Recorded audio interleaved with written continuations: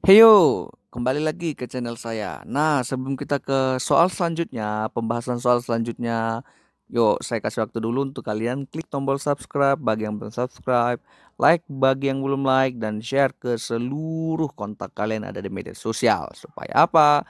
Supaya sama-sama belajar ya, mendapatkan ilmu yang sama. Nah, oke ya, saya tunggu. 5, 4, 3, 2, 1. Nah, kalau udah baru kita akan lanjutkan ke pembahasan soal. Terus di akhir video nanti ada kotak ya.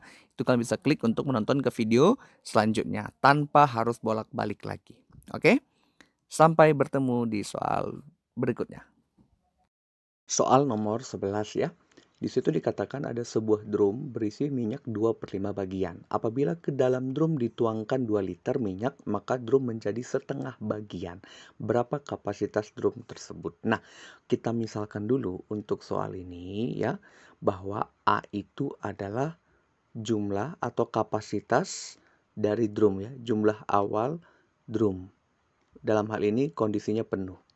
Nah, kalau ditanya berapa kapasitas drum tersebut, berarti yang ditanya adalah A. Nah, katanya di soal, sudah ada 2/5 bagian, berarti 2/5 dari A, gitu ya. Terus ditambahkan lagi 2 liter minyak, berarti plus 2 liter. Nah, menjadi setengah bagian, berarti setengah A. Nah, dari situ berarti sudah ketemu satu persamaan. Sehingga tinggal kita apa? Selesaikan aja mencari nilai A-nya. Berarti ini kan 2/5 itu adalah 0,4 ya. Plus 2 sama dengan setengah itu kan 0,5 A. Maka ini pindahkan ke kanan. Jadilah 2 sama dengan 0,5 kurang 0,4, 0,1 A.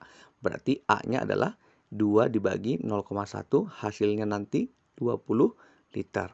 Maka untuk soal ini, jawaban yang tepat adalah 20 liter, yaitu yang D. Nah, gitu kira-kira.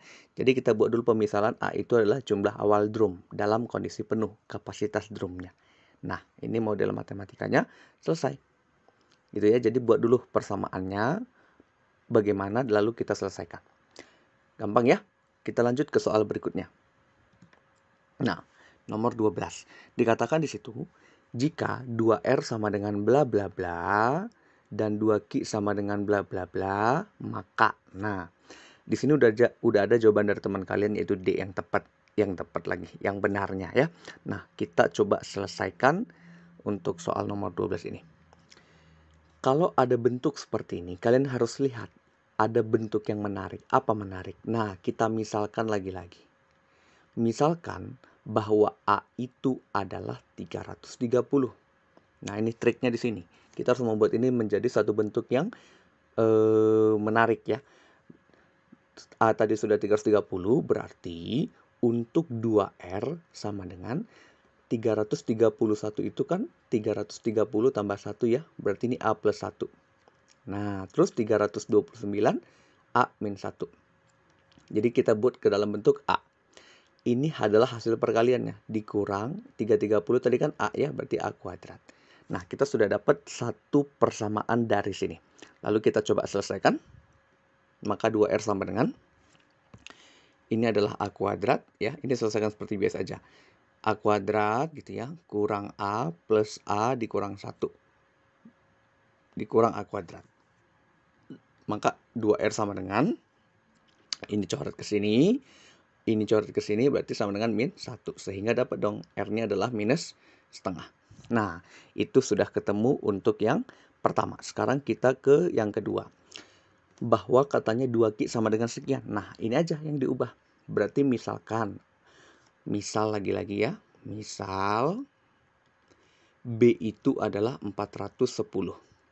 Nah, sehingga bentuk dari 2Q ini kalau kita ubah menjadi 2Q sama dengan, ini 410 tadi B ya, berarti B kuadrat di sini, B kuadrat, lalu dikurang, nah 411 itu kan 410 tambah 1 ya, berarti B plus 1, sedangkan 409 itu 410 kurang 1.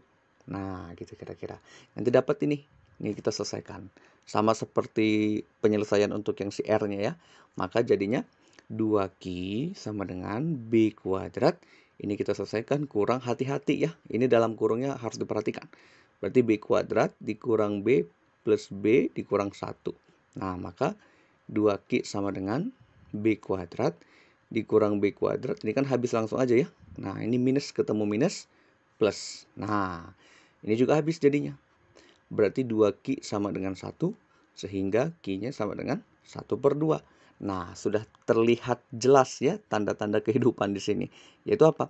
Bahwa R-nya min setengah, sedangkan Q-nya setengah. Sehingga kesimpulan dari hasil ini ya jelas R lebih kecil dari Q. Nah, gitu kira-kira ya. Maka jawaban yang tepat ya itu yang D. Gitu ya.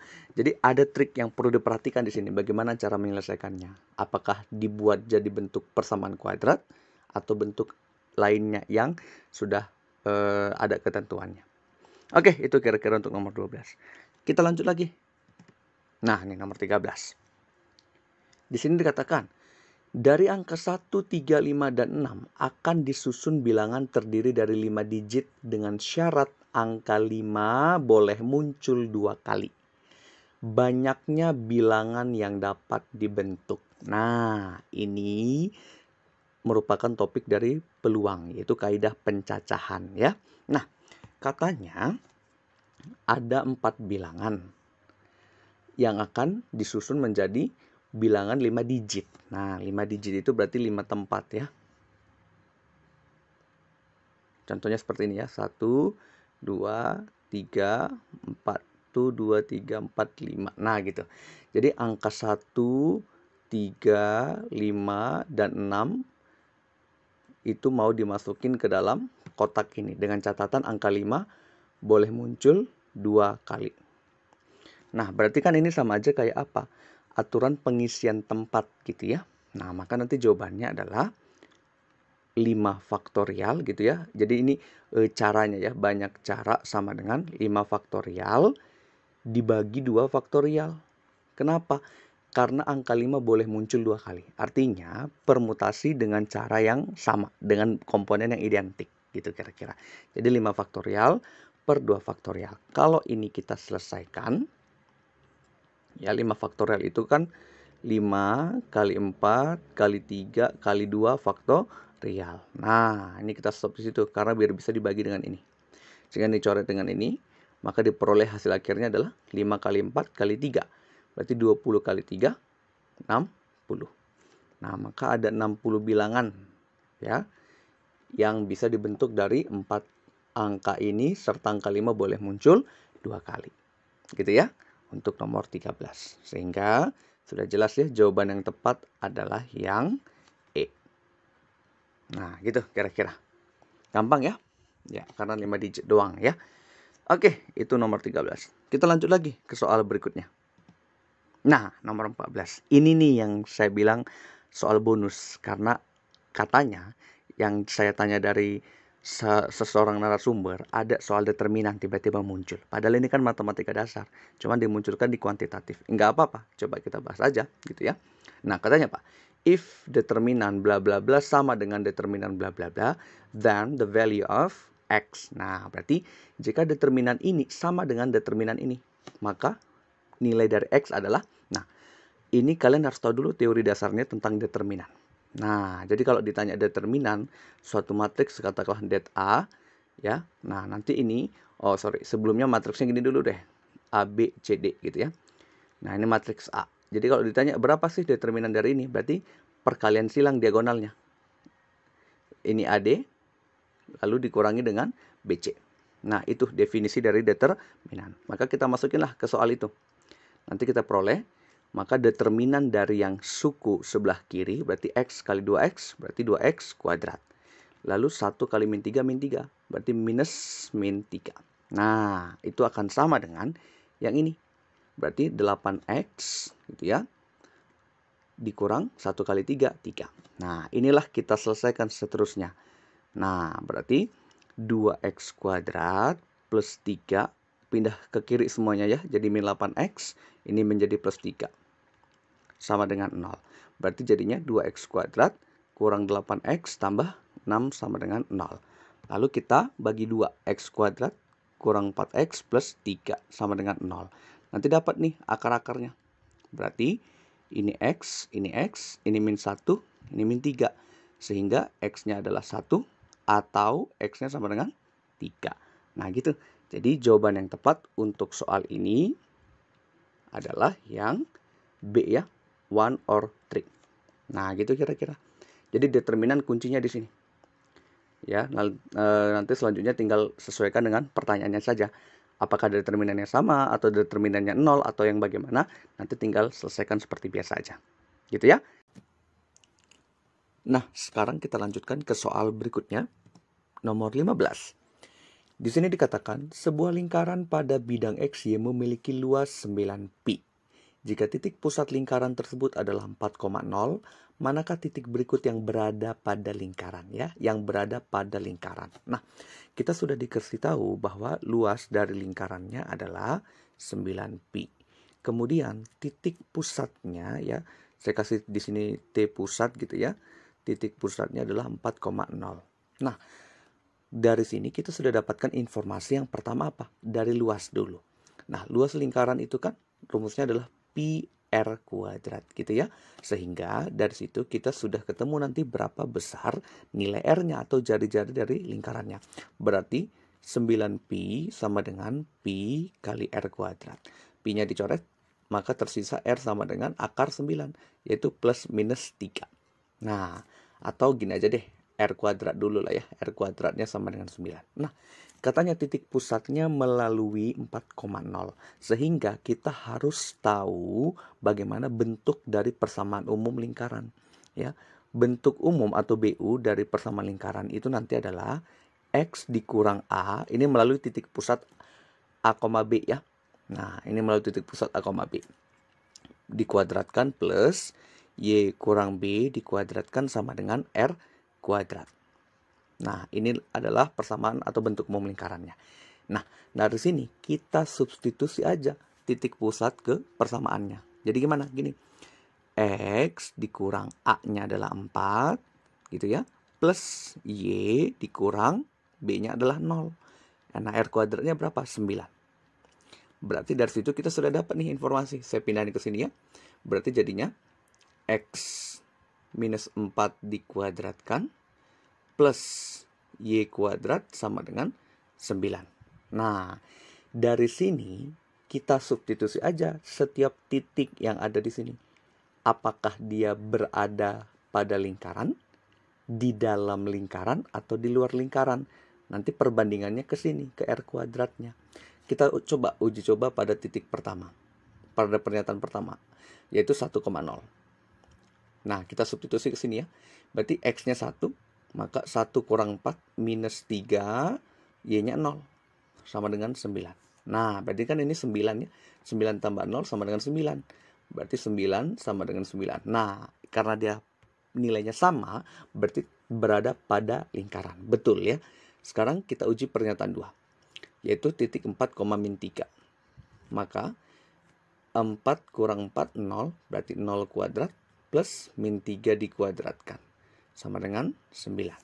Nah, ini juga gitu. 0, ini min 3 kuadrat 9. Berarti 9 sama dengan 9. Nah, ini berada pada lingkaran. Nah, sekarang kita uji pernyataan 3. Sebenarnya kalau 1 benar, 3 pasti benar. Tapi kita coba aja. 7 kurang 4 gitu ya. Titiknya kan 7,0 gitu ya. Berarti 7 kurang 4, 3 kuadrat. 0-nya, Y-nya 0 kuadrat. Berarti ini sama dengan 9. Nah, benar juga ya. Berarti 9 sama dengan 9. Sekarang pernyataan keempat. 3,4. Nah, kalau 3 kurang 4 adalah min 1, berarti min 1 kuadrat ya. Terus Y-nya 4, berarti 4 kuadrat, sama dengan 9. Ini kan 1 ya. 1 ditambah 16, berarti 17. Nah, kan nggak sama ya. 17 tidak sama dengan 9. Artinya apa? Artinya, si titik 3,4 ini berada di luar. Lebih besar dari jari-jarinya. Karena kan kalau lingkaran itu kan gini. Nah, artinya dia lebih besar dari jari-jarinya. Nah, gitu kira-kira. Ini analoginya aja ya. Ini analoginya aja. Nah, berarti untuk nomor 4 salah. Nah, gitu. Jadi, untuk soal ini, jawaban yang tepat adalah yang 1, 2, dan 3. Maka nanti yang A ya. Ini opsinya kepotong kayaknya ya. Di 1, 2, dan 3 yang benar. Nah, gitu. Jadi, dari bentuk umum persamaan lingkaran seperti ini, nanti kita dapat bagaimana fungsinya. Oke, itu dasar teorinya. Gampang ya? Gampang. Kita lanjut lagi ke soal nomor 16. Nah, ini soal bonus juga nih. Dari narasumber saya juga katanya ada loh tentang fungsi komposisi kayak gini. Nah, kita coba bahas ya. Di sini dikatakan, jika fx sama dengan ini dan gx sama dengan ini, maka berapa f bundaran gx? Nah, teorinya dulu ya. Mungkin ada yang sudah lupa. Ini waktu pelajaran kelas 11 matematika ya. Kalau ada fungsi fx dan ada fungsi gx, dan ditanya f bundaran gx, artinya ini sama aja dengan f gx. Maksudnya apa sih? Gx itu dimasukin ke dalam f, atau gx itu merupakan komposisi dari f, gitu ya. Tapi kalau nanti misalkan ini g bundaran f x, ini menjadi g f x, artinya si f sekarang yang menjadi komposisi dari g. Dan ini tidak sama. Nah, bukan merupakan sifat perkalian. 5 kali 6 sama dengan 6 kali 5, enggak. Gitu kira-kira ya. Jadi kita lihat di sini ujungnya siapa, itu yang disubstitusikan. Nah, sehingga kita sudah punya dari soalnya. Fx katanya 2x per x kuadrat kurang 4. Sementara gx-nya adalah akar 2x. Yang ditanya adalah berapa f bundaran gx. Nah, artinya si gx yang kita substitusi ke dalam fx, gitu ya. Maka kita ubah bentuknya. Saya jawab di sini ya. Maka f gx sama dengan, nah, f gx-nya berapa? Akar 2x. Inilah yang kita substitusi kemana? Ke fx. Yang ke sini. Berarti 2 kali akar 2x gitu ya. Jadi setiap x-nya kita ganti. Nah, berarti jadinya akar 2x dikuadratkan. Yang ini ya, x kuadrat ya. Lalu dikurang 4. Nah, sehingga dari sini nanti 2 akar 2x per, ini kita kuadratkan jadi 2x minus 4.